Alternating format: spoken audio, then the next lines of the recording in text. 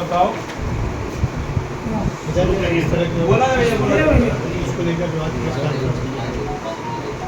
देखिए, 8 साल में मिसाल उत्तर प्रदेश सरकार के 8 वर्ष पूर्ण होने पे प्रेस वार्ता रखी गई है और इस 8 वर्षों में उत्तर प्रदेश उत्तम प्रदेश की तरफ अग्रसर है।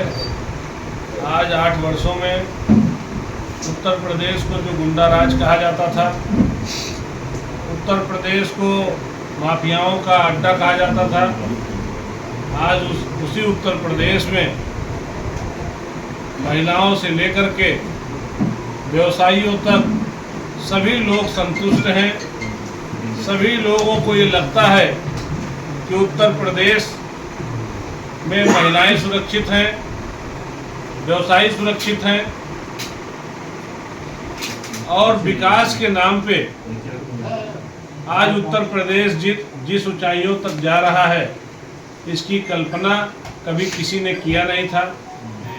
आज की तारीख में चाहे एक्सप्रेस वे के मामले में, चाहे हमारे जितने भी सामाजिक कार्य, सामूहिक विवाह से लेकर के गरीब कल्याण की योजनाओं में, हर जगह प्रदेश आप देखिए कि अग्रसर है। दूसरे प्रदेशों की अपेक्षा आज उत्तर प्रदेश निश्चित तौर पे जहां खड़ा था 2017 में और 2017 से लेकर के आज 2025 के बीच में 8 वर्षों में जहां उत्तर प्रदेश आज खड़ा है, दोनों में बहुत फर्क है। जो उत्तर प्रदेश की धारणा को 60-70 वर्षों में नहीं बदला जा सका, उस उत्तर प्रदेश की धारणा को आदरणीय योगी जी ने मोदी जी के विचारों से, मोदी जी की सोच से आज उन्होंने उत्तर प्रदेश को ला करके करीब 70-80 साल आगे कर दिया है। 70 साल में जो विकास नहीं हुए, 70 साल में जो उत्तर प्रदेश की छवि थी, उस छवि को बदलने का काम आदरणीय योगी आदित्यनाथ जी ने किया है। और 10 वर्षों में जो ये केंद्र सरकार में मोदी जी ने किया है, वो भी बेमिसाल है। आप सोचिए, 2014 के पहले जिस तरीके से हमारी माताएं बहनें गैस के लिए परेशान होती थी, राशन खत्म होने से ज़्यादा चिंता रहती थी गैस खत्म हो जाएगी तो क्या होगा, उन माताओं बहनों की आज चिंता का विषय खत्म हुआ है। आज gas cylinder, 2 gas cylinder Yogi ji द्वारा फ्री में दिए जा रहे हैं, एक होली के दिन, एक दीपावली के दिन। ऐसी कई हमारी माताएं बहनें, उनका परिवार है जो 5 सिलेंडर 4 सिलेंडर में उनका साल बीत जाता है। आप सोचिए उनकी स्थिति कि उनको 2 सिलेंडर उनके आधे साल का खर्चा दे दे रही है सरकार। ऐसे बहुत कल्याणकारी योजनाएं चल रही हैं। सामूहिक विवाह के माध्यम से गरीब बेटियों की शादी, जिन गरीब बेटियों को एक आधार नहीं मिलता था, जिन गरीब बेटियों को ये सोचना पड़ता था कि उनकी शादी कैसे होगी, उनके माँ बाप को चिंता सताती थी, उन गरीब बेटियों को एक प्लेटफॉर्म दे करके और ऐसी जगहों पे उनका कार्यक्रम और शादी संपन्न कराई जा रही है जहां बड़े से बड़े लोग, अमीर से अमीर लोग और व्यवसायी लोग, जहां अच्छे संभ्रांत लोग अपनी शादी, अपने बच्चों की शादी करते हैं, वैसी जगहों पे गरीब बच्चों की शादियां हो रही हैं। 3 वर्षों में विधायक बनने के बाद मेरी इसी विधानसभा में, संत कबीर नगर की खलीलाबाद विधानसभा में 3 सालों के अंदर जो विकास हुए हैं वो पिछले 20 सालों में विकास नहीं हुए थे। आप देखिए, अंडरपास, जब मैं एमएलए का चुनाव लड़ रहा था तो अंडरपास एक बहुत ज्वलनशील मुद्दा था। जब भी कोई चर्चा करता था, बाजार में मैं कहीं निकलता था, किसी भी बैठक में जाता था, तो लोगों का ये प्रश्न रहता था कि अंडरपास बन पाएगा कि नहीं बन पाएगा। और मैं विश्वास दिलाता था कि निश्चित बनेगा, ये योगी जी, मोदी जी की सरकार है, इसमें कोई काम बचेगा नहीं। और देखिए अंडरपास बन करके तैयार हो गया। इसी प्रकार रोडवेज 97 में जब जनपद ये गठन हुआ, इसका 97 से लेकर के और 2025 तक यहाँ रोडवेज नहीं था।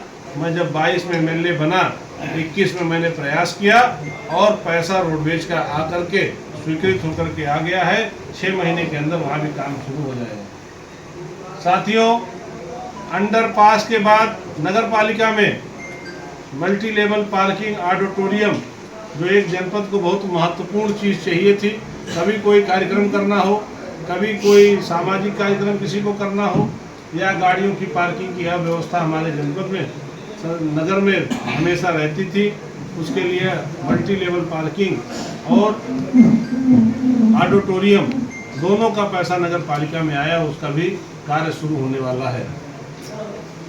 सड़कों के मामले में इस विधानसभा में आप सोचिए, एक भी सड़क चौड़ीकरण, इतने लोग यहाँ पे जनप्रतिनिधि रहे, एक भी सड़क चौड़ीकरण इसके पहले नहीं हुई थी। एक भी सड़क हमारे विधानसभा में कोई सड़क चौड़ीकरण की नहीं थी। जो मुख्य मार्ग थे उनको छोड़ दिया जाए अगर एनएच के, तो उसके अलावा कोई सड़क ऐसी नहीं थी जो चौड़ीकरण सड़क पीडब्ल्यूडी डिपार्टमेंट द्वारा हुई हो। लेकिन 5 सड़कें चौड़ीकरण होकर के इस विधानसभा में सड़कों का एक जाल बिछा है, आप जा कर के देखिए। और चाहे एफडीआर के माध्यम से, चाहे पीडब्ल्यूडी के चौड़ीकरण सुंदरीकरण योजना के माध्यम से 5 सड़कें आज चौड़ीकरण होकर के और सुदृढ़ व्यवस्था में है। मैं गांव में जाता था तो लोगों का बहुत बड़ा प्रश्न रहता था कि सड़क यहाँ नहीं है, सड़क की स्थिति बहुत जर्जर है। तो सड़कों का एक तरीके से पूरी व्यवस्थाएं हुई हैं। आज एक बायो प्लांट रिलायंस का हमारी विधानसभा में एक इंडस्ट्री के रूप में लगने जा रहा है, जो करीब 200 करोड़ का प्रोजेक्ट है। और 200-250 करोड़ का ये प्रोजेक्ट लगने से करीब हजारों नौजवानों को रोजगार मिलने वाला है। इसकी भी कार्रवाई आगे बढ़ रही है। ये विधानसभा में, तीनों विधानसभा में लग रहा है, जनपद में 3 प्लांट लग रहे हैं, जिससे हजारों नौजवानों को रोजगार मिलेगा। और उस रोजगार में भी ये प्रयास किया जाएगा कि अपने जनपद के लोग 60% कम से कम उस कंपनियों में काम करें। मैंने पत्र लिख करके ये भी कहा है यहाँ के जिलाधिकारी से कि जो यहाँ लोग कंपनी खोलते हैं, जिनको हम इंडस्ट्री में देते हैं ज़मीन, उसमें एक शर्त ये रखें कि 50 से 60% लोग अपने जनपद के नौजवानों को रोजगार देने का काम किया जाए। ये सुनिश्चित किया जाए कि यहाँ का रोजगार 50 से 60% के बीच में लोग, अपने ही जनपद के लोग उसमें काम कर रहे हैं।